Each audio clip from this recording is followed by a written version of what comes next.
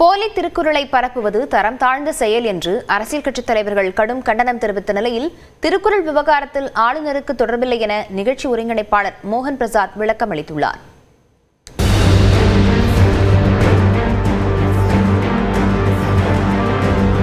நாடு முழுவதும் கடந்த 13ஆம் தேதி மருத்துவ தினம் கொண்டாடப்பட்டது.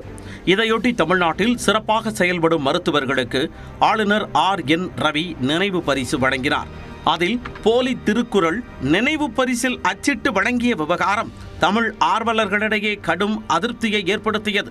இதுகுறித்து பதிவிட்டுள்ள காங்கிரஸ் மூத்த தலைவரும் முன்னாள் மத்திய அமைச்சருமான ப. சிதம்பரம், ஆளுநர் வழங்கிய நினைவு பரிசில் குறள் 944 என்று பொறிக்கப்பட்டிருந்தது.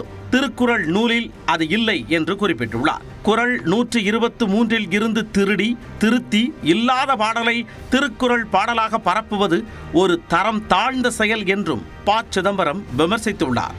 காவி உடை போர்த்தப்பட்ட திருவள்ளுவர் சித்திரம் போல இல்லாத பாடலை குறள் என்று பரப்புவது திருவள்ளுவரை அவமதிக்கும் ஒரு மன்னிக்க முடியாத செயல் என்றும் தெரிவித்துள்ளார்.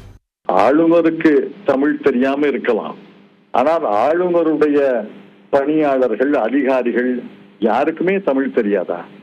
திருவள்ளுவருக்கு காவி அணிவதில் ஆர்வமுள்ள ஆளுநர் திருக்குறளை சரிபார்க்காமல் நினைவு பரிசு வழங்கியது மிகுந்த வேதனை அளிப்பதாக தமிழக காங்கிரஸ் கமிட்டி தலைவர் செல்வ பெருந்தகை குறிப்பிட்டுள்ளார்.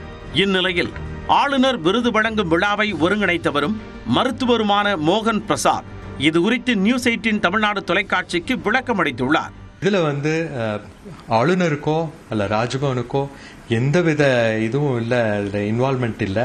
இந்த மிஸ்டேக் ஃபுல்லாக பியோர்லி எங்கள் சைடு மிஸ்டேக் தாங்க. நாங்கள் திருக்குறளில் நாங்கள் கொடுத்ததில் அந்த தப்பாக பிரிண்ட் ஆயிடுச்சு. அதனால் வந்த குழப்பம் அது.